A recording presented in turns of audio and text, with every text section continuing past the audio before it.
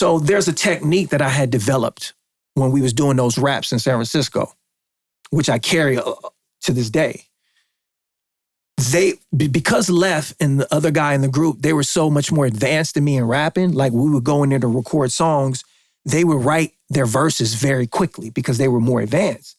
And I was just so slow. So what I started doing is we would go there and I'd be like, oh, y'all, let's go get something to eat. We would go to Stonestown Mall, and we hanging around, hollering at chicks or whatever.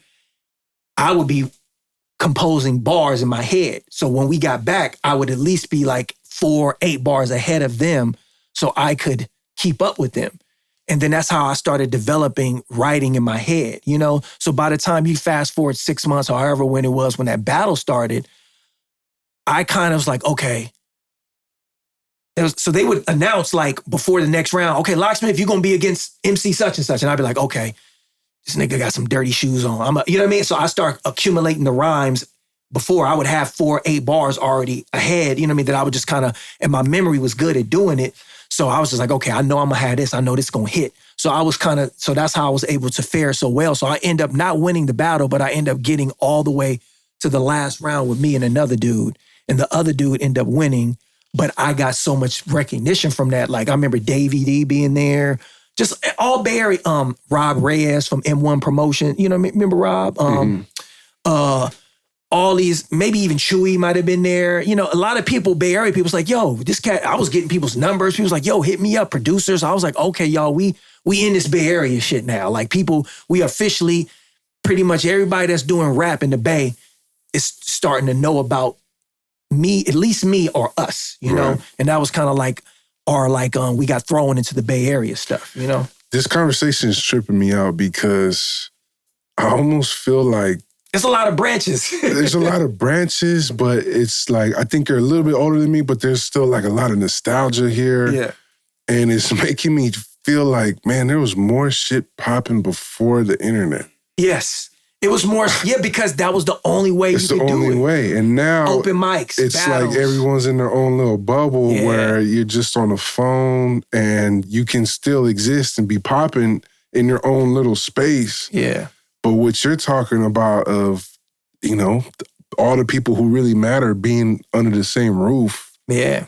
And multiple times where that's happened. And then just shit like that, like the Source coming out here to host a freestyle battle. And that don't have the same, and I know that excitement of like, oh shit, this is about to go down. We finna show up as opposed to like, oh, there's a flyer on Instagram. I like the flyer. And it definitely was more, community, like to a certain extent. Like you wanted to get into these communities so you can get opportunities. Yeah. And you was and in the midst of those communities, you start building relationships, which would open other doors. So it has its positives and its minuses. I think the positives that I get to carry from that era is because it built up a callus of being in front of people. Yeah.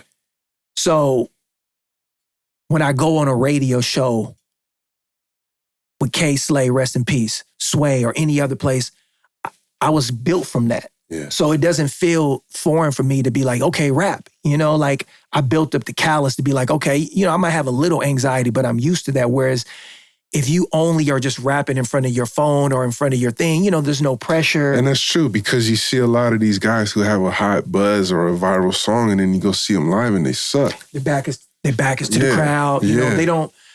Back then, the only way you could get noticed, you had to be able to do it live. Wow. And that still translates today because the things that I do now that I lean into, that I use to promote my brand and my music is the fact that I can do things that a lot of rappers don't have that skill set. Yeah. And I'm like, oh shit, I can do that all day. I can rap in my car. I can rap on the radio. I can do that because that's what I came up doing because you had to do it. Yeah. It was a necessity. But that was the thing, man. It was definitely dope, man. And then that, there was another Source battle that happened maybe 2 years later. And then that was really like the whole Bay was there.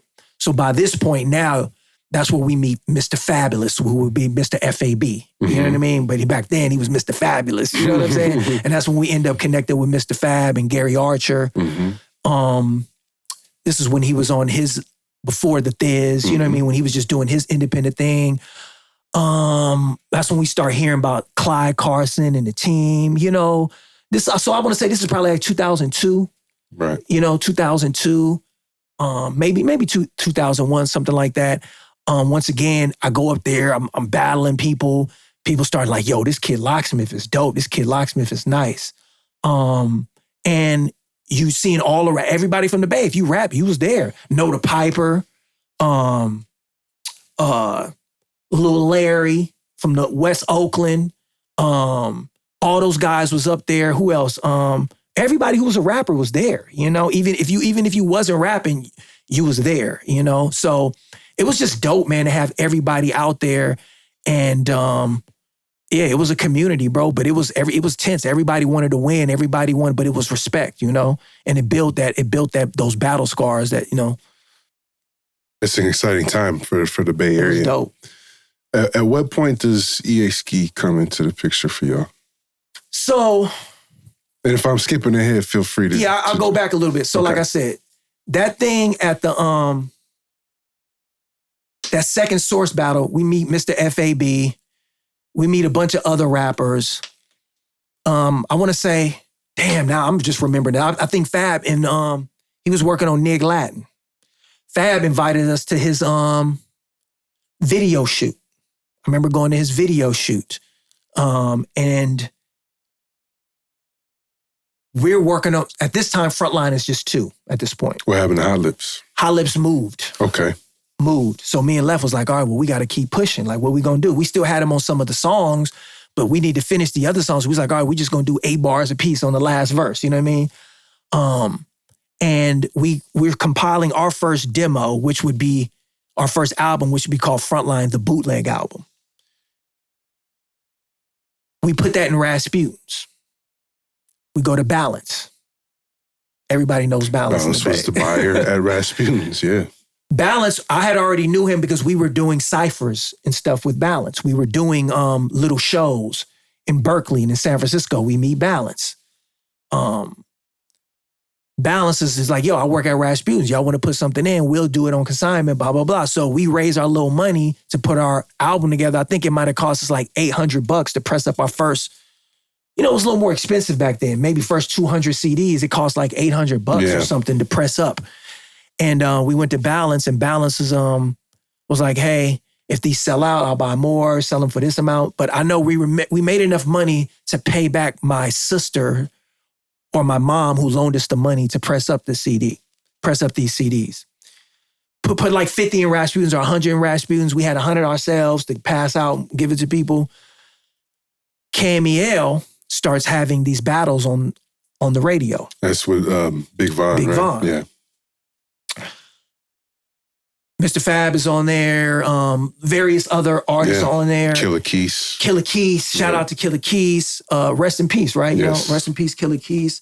Clyde. Shout out to Selski. Mm-hmm. The team is on there freestyling, and everybody in my crew, Balance, Left. We're recording at Poor Man's Studio. Now we're recording at a real studio. We're recording at Poor Man's Studio in Richmond. I'll never forget. They was like, yo, Lock, you need to get in that. You need to get in that. I'm like, I don't know. I was kind of still shy a little bit. They was like, nah, you need to get in that. You need to get in that. And I'm like, all right, fuck it, let's do it. Balance hits up Rob Reyes, because that was, I think, the only person we knew that had a connection to the radio station. And Rob had already knew me from the battles, from months earlier when I was doing the source battles. He was one of the people that came up to me like, yo, your shit's dope, you know? So Rob was like, oh yeah, that kid Locksmith, bring him up here. He brings us up there. So after the battles every week, Vaughn would have the next group of MCs or group of rappers come in and like just cypher, spit like, 16 or 8 bars or whatever. And when I got on there, everybody was like, ooh, you know what I mean? I think everybody, I'm gonna say Rick Rock was up there. That's when I first met Jack, you know what I mean? The Jacka, Hustler. I want to say, I don't know who else, maybe AP9 was up there with him. Yeah, so it was a few of them up there. But we get up there and everybody came up like, man, yo, Yoshi, you was spitting, bro. You was spitting. And Von was like, okay, next week we're going to have the Locksmith up here, or maybe the week after that. Yeah, because the next week was going to be Fab and Clyde Carson. So at that time, Clyde Carson was up there murdering. He was just murdering the ciphers. You know what I mean? He was just, and Clyde kind of had like an East Coast. So we respected Clyde. You know, we had already heard, I want to say his demo. I think Balance had played it. He was like, yo, this dude's spitting. Like, you know what I mean? I think he was getting production from, forget the guy name, from the East Coast. And Fab was doing his thing. Fab had Nig Latin out at the time. I want to say, yeah, it was out. And Fab was, you know, connected, you know, Gary Archer, they was doing big things. But I ain't gonna lie, and this is no disrespect to Fab, and he proved us wrong. I just assumed that Clyde was gonna beat Fab because Clyde was more like on the lyrical type shit, but Fab was a better freestyle, and Fab had no fear. So when they went up there the next week, Fab won. I was like, oh shit. In my mind, I was like, I was already gearing up, prepared for, you know, for Clyde, and Fab, you know what I mean, end up taking care of business. And I was like, oh shit. I was like, I gotta get ready for Fab. I just wasn't expecting that, you know? And then we end up battling. I end up winning and end up winning for like several weeks. And then I really, but I was always shouting out Frontline and playing Frontline songs on the radio. Okay.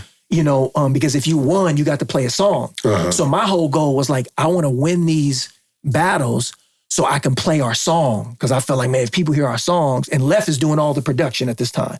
So Left is producing, we rapping, and we had a song called Workout, you know, and that was kind of like the song that people liked the most. So we would play that every night after the battle. And then I want to say people like Rick Lee and My Emotion start playing it in the mix.